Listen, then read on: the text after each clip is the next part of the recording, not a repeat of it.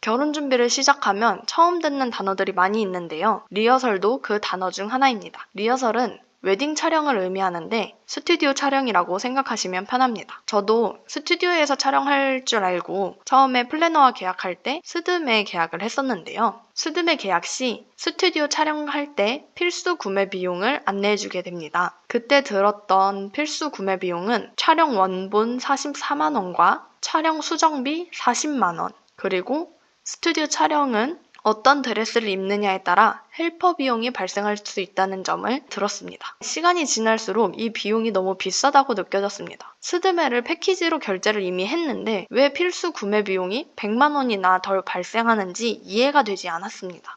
그래서 스튜디오 촬영을 하지 않고 데이트 스냅으로 대체하기로 했습니다. 그 덕분에 스튜디오 촬영할 때 발생하는 필수 비용은 없어졌지만 예상치 못한 스냅 촬영 비용이 발생하게 되었습니다. 대부분 웨딩 스냅을 한다고 생각하면 제주도에서 촬영하는 경우가 많습니다. 저는 한복을 입고 스냅 촬영을 하면 좋겠다고 생각을 했습니다. 본식 때 한복을 입을 예정이 아니어서 창경궁과 창덕궁을 배경으로 한복을 입고 데이트 스냅을 찍었습니다. 스냅 촬영에도 여러 가지가 있는데요. 웨딩 스냅으로 검색을 하면 가격이 너무 비싸고 데이트 스냅으로 찾으면 합리적인 가격대로 작가님을 섭외할 수 있습니다. 창경궁과 창덕궁에서 한복을 빌려 입고 데이트 스냅으로 찍었는데 스튜디오에서 한복샷을 찍는 것보다 훨씬 예쁘게 잘 나왔고 데이트 스냅을 찍은 이후에 블로그를 통해 스튜디오 촬영을 협찬받아서 스튜디오 촬영도 하게 되었는데요. 개인적으로 한복을 입고 찍은 데이트 스냅이 가장 만족스러웠습니다. 제주도에서 스냅 촬영을 하는 경우 교통비와 숙박비, 작가 섭외비, 의상비, 헤어 메이크업 비용, 그리고 헤어 변형 비용 등을 추가로 하게 되는데요. 비용적인 측면에서 봤을 때 제주도 스냅이나 스튜디오 촬영은 큰 차이가 없습니다. 촬영 컨셉에서 차이가 있기 때문에 스튜디오 촬영을 하던가 제주도 스냅 촬영을 하시는 것 같은데요. 평소 데이트할 때 20만 원, 30만 원 정도의 비용을 들여서 데이트 스냅을 미리 찍어두시면 웨딩 촬영을 특별히 해야 할까라는 생각이 들기도 합니다. 저는 스냅 촬영을 할 때 촬영 비용 28만 원, 한복을 대여하는데 9만 원, 헤어 메이크업을 하는데 7만 원, 총 44만 원이 들어갔습니다. 스튜디오 촬영을 할 때 원본 필수 구매 비용과 동일한 가격이 되었습니다. 본식으로 넘어가서 가장 많이 들어가는 비용 중 하나인 웨딩홀과 식대에 대해 말씀드리겠습니다. 처음에는 얼마를 잡아야 할지 몰라 예산 설정을 잘 못했었는데요.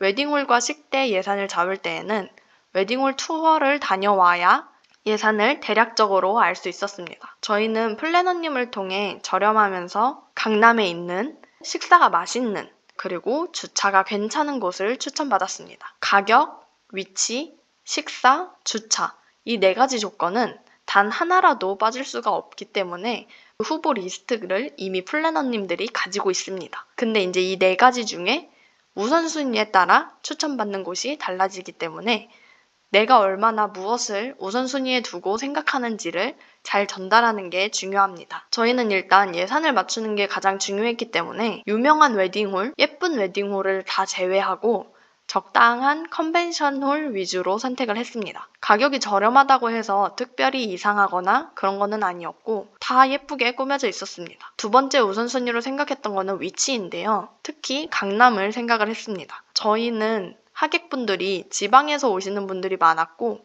친구들도 서울의 동쪽, 서울의 서쪽, 그리고 경기도 이렇게 여러 곳에서 오다 보니까 접근성이 좋은 강남을 벗어나지 않는 선에서 선택을 했습니다. 강남에 웨딩홀이 꽤 많았고 그 중에서도 지하철역과 가까운 곳을 선택했습니다. 세 번째로는 식사를 중요하게 생각했는데요.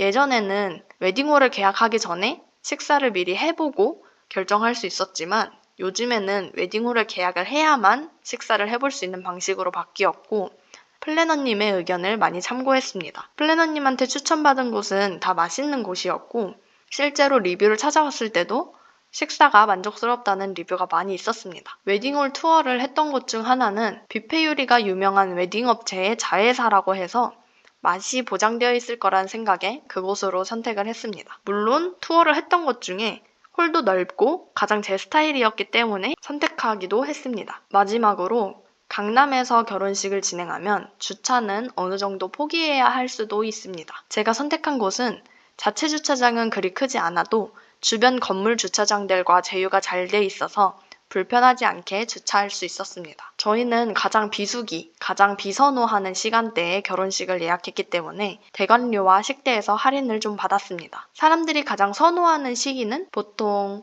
날씨가 좋은 5월, 6월, 그리고 9월, 10월이고 가장 선호하는 시간대는 점심시간인 11시 반, 12시, 12시 반 이럴 때를 가장 선호로 합니다. 비수기라고 한다면 가장 추운 때인 1월이나 2월, 장마 시즌이나 휴가 시즌인 7월이나 8월을 가장 비수기라고 보고 비선호하는 시간대는 3시, 3시 반, 4시 반 혹은 일요일 저녁 6시 이럴 때를 가장 비선호합니다. 저희는 웨딩홀 계약금으로 300만 원을 먼저 결제하고 최소 보증 인원은 200명으로 예약을 했습니다. 전체 금액에 대한 잔금은 결혼식 당일날 실제로 식사하는 인원에 따라 그 비용이 달라지고 지불을 하게 되었습니다. 청첩장 파티를 한 이후에 보증 인원을 250명으로 늘렸었는데요. 보통 웨딩홀에서 준비하는 식사는 보증 인원의 플러스 20%인 300인분 정도로 준비를 해줍니다. 저희는 보증 인원을 250명으로 늘렸는데 하객분은 300하고도 한 분이 더 오셔서 보증 인원을 250명으로 늘리지 않았다면 큰일 날 뻔했습니다. 결혼식을 한 이후에 축의금을 다 세어보고 잔금을 모두 결제하고 나니 축의금으로 들어온 돈이 조금 남았습니다. 다른 분들이 결혼을 준비할 때 식대는 진짜 걱정하지 않아도 된다 라고 많이 말씀하셨지만 저는 혹시나 하는 마음에 축의금은 없는 돈이라고 생각하고 식대 결제 금액을 따로 준비했었습니다. 다행히도 축의금으로 모든 식대 결제가 커버되었고 준비했던 금액을 사용하지 않아 마음이 넉넉해졌습니다. 남은 축의금에서 부모님께 일정 부분을 드리고 나머지는 미래를 위해 저축했습니다. 부모님께 드린 이유는 부모님 이름으로 들어온 축의금을 다 저희에게 주시기로 했었고 부모님 세대에서는 누군가가 이렇게 자녀의 결혼식에 와주면 감사의 의미로 밥을 한 번 더 사기도 합니다. 그래서 그런 밥을 대접하는 비용 그 부분을 드렸다고 생각하시면 될 것 같습니다. 이제 웨딩홀에서 결혼을 할 때를 생각해보면 결혼식을 진행하는 중간에 사진을 찍어주시는 그리고 결혼식이 끝나면 친인척들 나오세요, 친구분들 나오세요 해서 찍는 원판 사진도 찍어주시는 본식 사진작가분을 구해야 되는데 저는 웨딩홀을 계약할 때 본식 사진작가님이 포함이 되어 있었습니다. 그래서 본식 사진작가분을 따로 구할 필요가 없었고 이 본식 사진은 보통 비용이 80만 원, 100만 원 이렇게 시작을 하는 것 같은데 예산으로 잡았던 80만 원을 덕분에 세이브할 수 있었습니다. 대신에 원본 비용 11만 원이 필수로 발생한다고 안내를 받았고 웨딩홀 패키지로 작가님이 포함되어 있기 때문에 스튜디오 촬영할 때 원본 비용이 44만 원이라고 안내를 받은 거에 비하면 꽤나 저렴하게 느껴졌습니다. 본식 DVD 촬영은 처음에는 할 생각이 없었는데 유튜브에서 결혼준비 영상을 보면서 제일 잘한 소비로 꼽는 게 DVD 촬영이라 마음이 조금 흔들리고 있었습니다. 그런데 저보다 먼저 결혼하는 친구가 DVD 촬영 계약을 했다길래 친구의 서치 능력을 믿고 바로 따라서 계약을 했습니다. 계약을 한 이후에 결혼하는 다른 친구들도 저를 추천인으로 많이 계약을 해줘서 12만 원이라는 저렴한 금액에 진행할 수 있었습니다. 본식 아이폰 스냅을 진짜 많이 하시는데요. 이것도 제일 잘한 소비 중에 하나로 꼽히는 항목입니다. 아이폰 스냅은 결혼식 당일에 바로 사진을 받아볼 수 있다는 장점 때문에 많이 선택을 하시는데요. 저는 개인적으로 SNS를 잘 하지 않고 찍힌 사진을 잘 돌아보지 않는 스타일이라 선택하지는 않았습니다. 결혼식을 진행하는 데에는 여러 사람들의 도움이 필요한데요.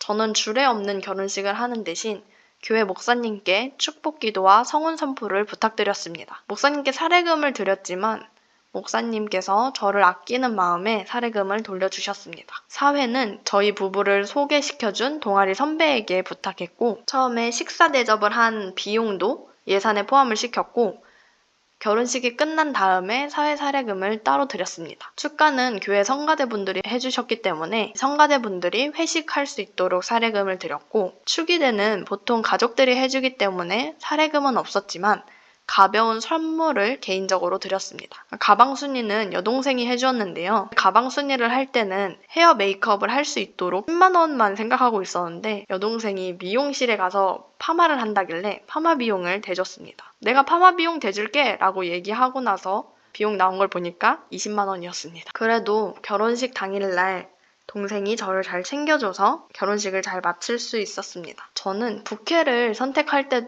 보셔서 아시겠지만 꽃에 큰 의미를 두지 않습니다. 그래서 부케 순위 없이 본식을 진행했습니다. 식이 끝난 뒤에도 저는 부케를 버렸는데 엄마가 그대로 들고 고이 가져가셨습니다. 결혼식이 끝나면 헬퍼 이모님께도 비용을 드려야 됩니다. 드레스 계약을 일찍 한 덕분에 헬퍼 이모님 비용이 20만 원이라고 안내를 받아서 저는 20만 원을 냈는데 요즘은 25만 원 정도로 오른 것 같습니다. 홍구용품은 웨딩홀에서 대부분 제공되었고 축의금 봉투와 명단을 가져갈 큰 사이즈의 지퍼 달린 가방만 따로 준비했습니다. 다이소에서 저렴하게 1,000원, 2,000원짜리 사셔도 되고 집에 원래 있는 배낭이나 지퍼 달린 가방 을 준비하면 될 것 같습니다. 지난 영상에서 상견례 비용과 결혼 준비 비용을 말씀드렸고 이번 영상에서는 스튜디오 촬영과 본식 비용을 정리해봤습니다.